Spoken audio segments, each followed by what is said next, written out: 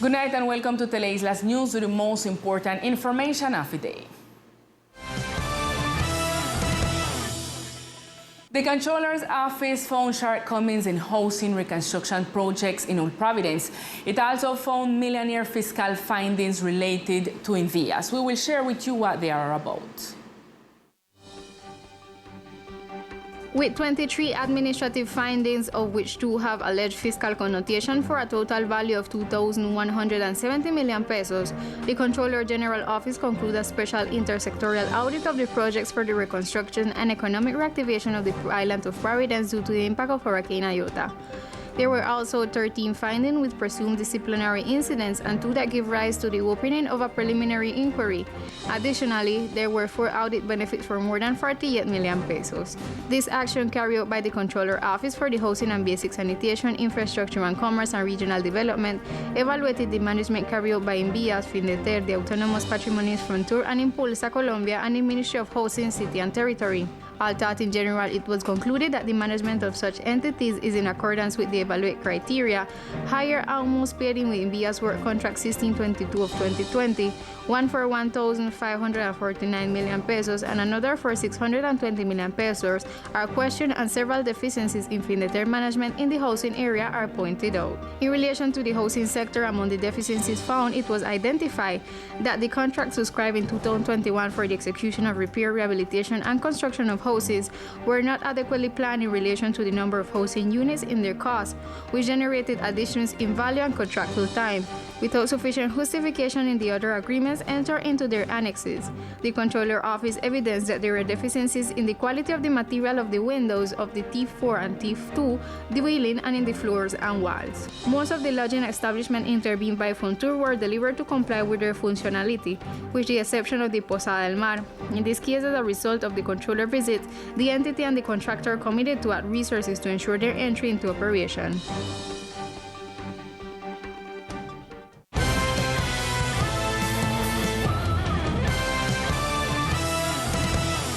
The General Comptroller's Office of the Republic, in its rendering of accounts, presented today irregularities in different audits in the department, one of them in the Departmental Social State Enterprise. Regarding the fiscal responsibility process, a fiscal responsibility ruling was issued for the amount of 2,327,027,480 pesos and 86 cents due to the detriment caused to the municipality of Providence for the non-commissioning of the Integrated Emergency and Security System CS subsystems 1, 2, 3, Providence and Santa Catalina, as well as the absence of preventive and corrective maintenance of the elements that made up the state system.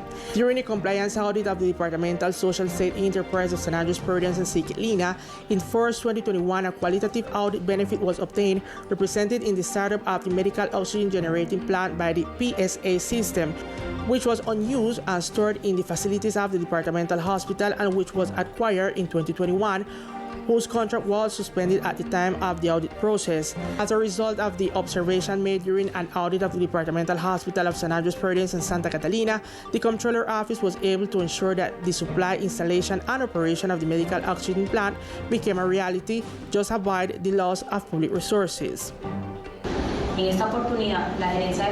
In this opportunity, the departmental management wants to highlight the points within the audit of the state social enterprise of the archipelago carried out in the first quarter of this year, where the supply contract signed between the company Todo Gas and the departmental social state enterprise, which was worth 641,000 million and an initial term of 6 months and extended for 1 more month, was audited. Upon reviewing the contract and during a visit, it was evidence that the gas container was located in a parking lot adjacent to the boiler room of the departmental hospital. Also noteworthy is the compliance audit of the resources coming from the nation for drinking water and basic sanitation (PDA) by the delegate group of fiscal surveillance of the Department Collegiate Management of San Andres, in which a fiscal finding and established in the execution of the expansion project of sanitary sewage network in the District 1, 2, and 3 of the island of San Andres. All this happened during the fiscal periods between 2017 to 2020, conducted in the first half of 2021 for a value of 2,712,098,837 pesos. And in other news, today in the Departmental Assembly, it was learned that Deputy Marcela Chagrin had resigned from her position, apparently due to administrative issues. During an eventful session in the Departmental Assembly, it was reported today that Deputy Marcela Chagrin had resigned from her seat in the Duma. The parliamentarian was currently serving as vice president of the corporation. Chagrin Velasco, a native of the municipality of Old Providence, reached the Departmental Assembly with a total of 913 votes for the party Broad Movement for the Progress of the Archipelago, MAPA, in the regional elections of October 27 of 2019. According to unofficial information, her resignation would be due to administrative issues, which according to what was informed to this news agency will be announced tomorrow. The period for which the bacteriologist was elected in the Departmental Assembly was set between 2020 and 2023. It should be noted that the deputy has served as president of the Women's Equity Special Commission and the Commission of Culture and Community Development. And after countless setbacks in the process to choose the new departmental controller due to various issues that occurred in 2021, today the Departmental Assembly announced that the new call that was opened in July to choose the new official is moving forward according to the schedule. Last July, the Departmental Assembly opened a new call process to choose the new departmental controller. The president of the Departmental Assembly spoke to Teleislas News about the current phase of the process and how it is going. Already 10 people were accepted, of which in the end only 8 were able to comply with all the requirements according to the law. Now comes an exam for them that will be done by the University of Atlantico, which is in charge of the process. Then a list of eligible candidates will be created with the scores that each one gets in that exam. We trust in God that this process will be successful. At the end of October and beginning of November, we will be electing the new departmental controller, where the Attorney General will be participating to support us during the process and after the handover of the university. At this moment, the University of Atlantico is in charge of the process. The process to choose the departmental controller began in 2021, whereby the official was to be elected on November 30th of that same year. However, due to the finding of numerous irregularities, the process was postponed on countless occasions. The process seemed to come to an end when the 3 candidates on the shortlist who were vying for the position were chosen. On June 30th, William Austin Archbold, one of the nominees, withdrew his candidacy, which stalled the process and led to a new call for candidates, which opened in July. The official who assumes the position of departmental controller will have the task of directing, administering, and coordinating the fiscal oversight of the island. And the new commander of the National Navy, Francisco Hernando Cubides, appointed the current commander of CECIP in the archipelago as commander of the Caribbean Naval Force. Rear Admiral Hernando Matos Daher, who has been serving as commander of CECIP for 1 year and 9 months, was appointed as the new commander of the Caribbean Naval Force as announced today by the National Navy. Voy de comandante. I am leaving as commander of the Caribbean Naval Force Command in Cartagena, but the archipelago will continue to be in my heart and within my responsibility as commander of the force, for which I will continue to be in contact with the islands awaiting the tasks that remain in development, and for the time being Captain Octavio Gutierrez will be in charge, and from Cartagena I will be attentive to any situation to continue developing our work. Finally, Matos expressed his farewell remarks to the community of the islands. To all the community of the islands, thank you very much for having received me and my family at this time, and I will carry you in my heart. Truly, for me, this has been one of the most important positions that I have held and that has given me much satisfaction. Captain Octavio Alberto Gutierrez Herrera, who currently serves as Chief of Staff of the Specific Command of the San Andres and Providence, will become the new commander of CECIP. And the National Navy intercepted 2 boats that were transporting people illegally.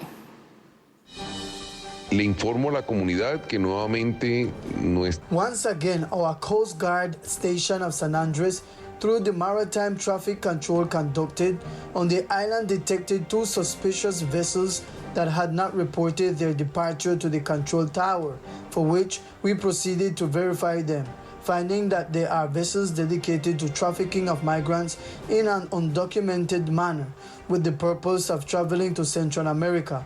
Both vessels were detained, safeguarding the lives of 35 foreigners with Chilean and Venezuelan nationalities, also finding minors on board the vessel. The SESIP commander called on the community not to use the boats on the islands for illegal activities as they put the maritime and civil security of the archipelago at risk. The Attorney General's office managed to get a judge to order an insurance measure for an alleged perpetrator of domestic violence. In the last few hours, the nation's Attorney General's office announced that following a request by a prosecutor from the Center for Attention to Victims of Intrafamily Violence on the island of San Andres, a supervisory judge preventively secured a man as allegedly responsible for the crime of aggravated domestic violence. The judicial decision is related to the events that occurred on July 23rd outside the house where the defendant lives in the Simpson Well neighborhood, who apparently, while in a state of intoxication, allegedly physically assaulted his former partner and his 2-month-old son. Later in the process, it was established that the 27-year-old woman would have gone to the place where he was asked. Later in the process, it was established that the 27-year-old woman would have gone to the place where he was to ask for money and buy diapers for the baby, which allegedly produced a violent reaction.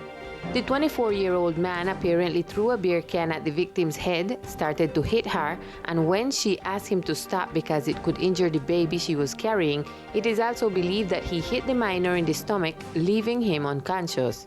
The woman runs looking for help, and on the way, she's assisted by a friend of the accused who took her to a care center where the child recovered satisfactorily. By court order, the alleged aggressor was captured by officials of the Technical Investigation Corps (CTI) on August 19 on a public road in the Simpson Well neighborhood. During the preliminary hearings, the defendant did not accept his responsibility in the facts charged by the prosecutor's office, and by order of the judge in the case, he will be placed under house arrest. And now it's time for Sport News with Victor Fusalva.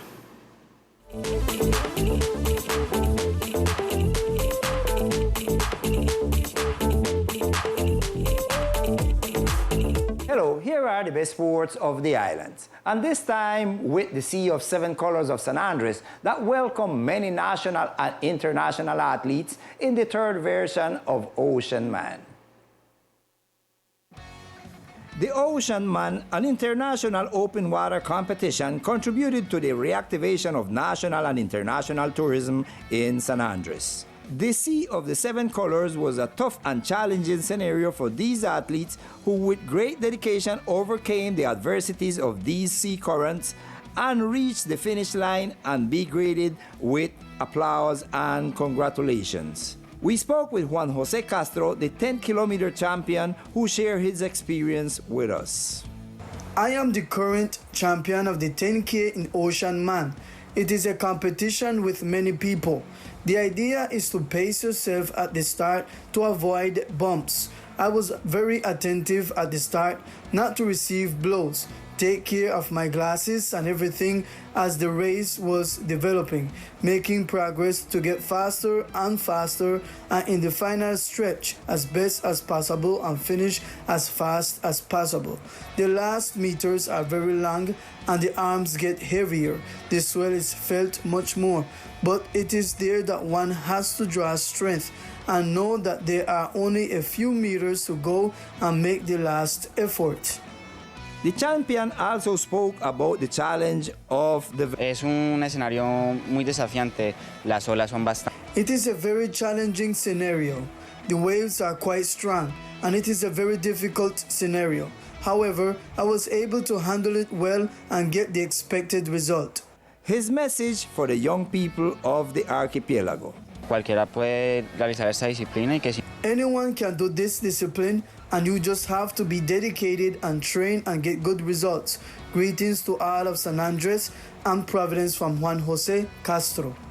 As a tough but fun test was qualified the international event that left satisfied many Ocean Man competitors in San Andres. And in baseball, the games were exciting at the Wellingworth May Stadium.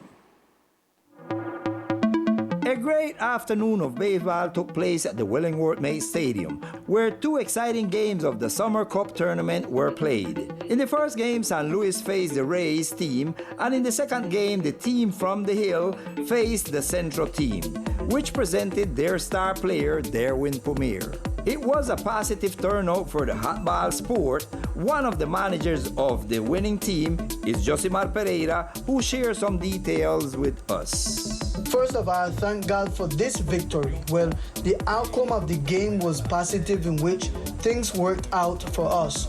On offense, we made the right plays, the bunt plays, the hit and run plays when we had to. That helped us a lot to increase the advantage of the game. And on the defensive side, fortunately, we had a good pitching. Our starter, Franklin Castillo, pitched 4 spectacular innings, and we made the changes at the right time, and Anwar Guevara came in and Wilmer Campo closed, which led us to the win against St. Louis. The next game will be next Thursday at 3 p.m., where the Rays will be facing the Central team, where it is expected the fans to be present to support the hot ball sport. And this will be all in sports for tonight. We will see you on another broadcast. We continue with Lisa. Thank you, Victor. With Sport News, we reach to the end of our broadcast. We see you tomorrow at 1 with more of Teleislas News. Good night.